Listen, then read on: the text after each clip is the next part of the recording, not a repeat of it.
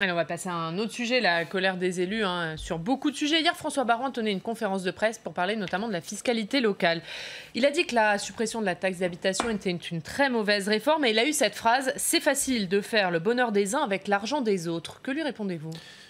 Que je ne peux pas être d'accord avec lui. Bon, déjà, il y a des gouvernements qui augmentent les impôts et il y a des gouvernements qui les baissent. François Baroin a participé à des gouvernements qui les a parfois augmentés. Moi, je suis content de participer à un gouvernement qui les baisse. Je pense qu'il faut le dire. La deuxième chose, l'argent des uns, l'argent des autres, pardon, mais ce n'est pas du tout notre culture et notre histoire. Il y a une seule personne, c'est le citoyen contribuable. Donc, penser qu'il y aurait la poche pour l'État, la poche pour les collectivités, puis la poche pour l'hôpital, c'est une vision du contribuable et du citoyen contribuable que je ne partage pas. Donc la seule chose qui compte en priorité, c'est de redonner du pouvoir d'achat pour nos concitoyens.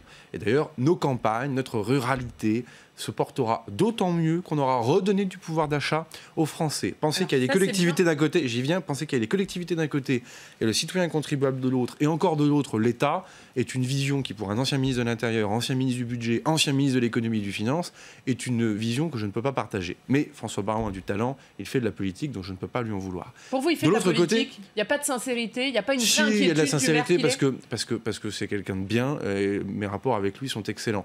Mais enfin, chaque année, je constate quand même qu'on entend toujours plus ou moins le même refrain. Donc ça veut dire quand même qu'il y a une forme d'habitude qui se prend. Et surtout, moi, j'entends un décalage entre... C'est-à-dire qu'il n'a pas les réponses à ses inquiétudes aussi.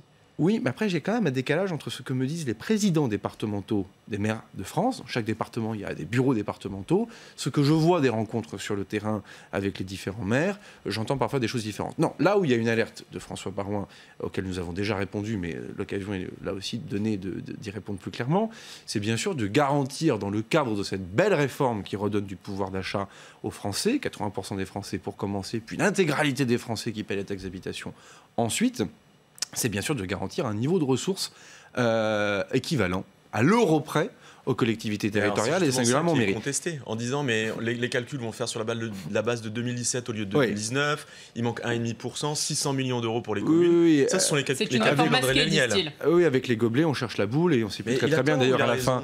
Mais il y a 2 ans. Il cherche la petite bête, mais il est bon dans les calculs. Regardons les choses avec un peu de précision. Il y a 2 ans, les mêmes associations, ou même, j'ai tort de le dire, les mêmes personnalités au sein des mêmes associations, ce qui n'est pas tout à fait la même chose, nous disaient, mais ce dégrèvement à l'euro près est un mensonge. Vous verrez, l'État ne dégrèvera pas à l'euro près. 2 ans plus tard, je fais toujours la même démonstration quand je fais un congrès des maires.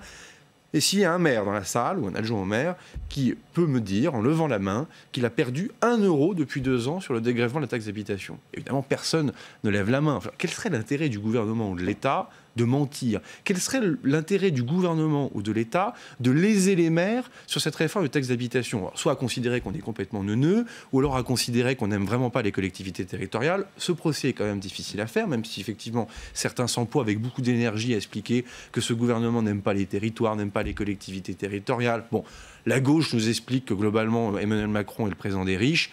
Une partie de la droite explique qu'on n'aime pas les territoires. Je crois que depuis le grand débat, et avec aussi des personnalités comme Jacqueline Gourault et Mapom modestement, ou même Gérald Darmanin et quelques autres dans les ministères concernés par cette réforme, c'est compliqué d'expliquer que l'ancien maire de Tourcoing, que la sénatrice bien connue de cette maison, Jacqueline Gourault ou Mapom, nous n'aimons pas les collectivités territoriales. Mais les élus disent le discours c'est bien, non, le discours on l'entend, il y a eu un tournant, mais pas dans les actes. Et Sébastien André Léniel, on va bien préciser les choses, que les élus, j'en suis un aussi, donc devant vous avez un élu local qui dit qu'il n'est pas d'accord déjà, vous voyez, bon.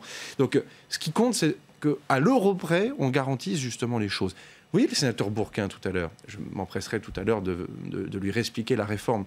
Quand il dit, c'est scandaleux parce qu'on prive les communes de la taxe d'habitation, il n'y aura plus de lien fiscal entre la collectivité locale et nos concitoyens. Bon, enfin, on peut quand même s'arrêter 30 secondes sur cet argument hyper intéressant. Déjà, on descend la taxe foncière. Aujourd'hui, la taxe foncière, vous regardez votre feuille, c'est vachement simple. Non, mais c'est vrai que c'est tellement formidable que tout le monde veut garder un système aussi clair. Vous avez plein de colonnes dans lesquelles vous avez tout un tas d'impôts qui sont ventilés dans toutes les strates. C'est sûr que c'est exactement ce que nos concitoyens aiment. C'est de savoir, ah tiens, la part de la taxe foncière du département augmente, alors on va voir le maire. Le maire dit, mais non, mais c'est pas moi, c'est le département, etc. Bon, je suis désolé. Un impôt, une strate. Taxe foncière va à l'intégralité du bloc communal. On fait une œuvre de simplification. On peut toujours dire que c'est idiot de simplifier. Moi, je ne le considère pas. La taxe foncière, si ce n'est pas un lien local entre la terre, le foncier bâti ou non bâti, et l'ensemble des concitoyens qui la paient, des contribuables qui la paient, je suis désolé, c'est quelque chose de bel et bien concret. Contre, la question se pose au niveau du département. Alors on va y venir justement, ça c'est important. Mais sur le bloc communal, si vous regardez bien d'ailleurs, à part dire c'est pas une réforme dont on veut politiquement, c'est dans le programme du président de la République, il a gagné les élections, les députés sont majoritaires à l'Assemblée nationale, c'est comme ça. M. Baron a mené la campagne des législatives contre les députés En Marche, il a perdu la campagne des législatives contre les députés En Marche. Maintenant, il faut passer à autre chose. La taxe d'habitation, c'était dans le programme. Maintenant, ce qui compte, c'est effectivement qu'aucune des collectivités ne soit lésée dans l'affaire. Mais s'arc-bouter sur de dire mais on ne pourra plus augmenter la taxe d'habitation, donc c'est un manque de lien entre le contribuable citoyen et le maire. Je veux dire, si la seule augmentation des impôts, même si c'est une liberté locale auquel je suis effectivement très militant, mais ils pourront augmenter la taxe foncière s'ils le souhaitent, mais ce ne sera pas le gouvernement qui l'aura décidé, mais les élus locaux. Là, je pense qu'on est sur quelque chose d'un peu original.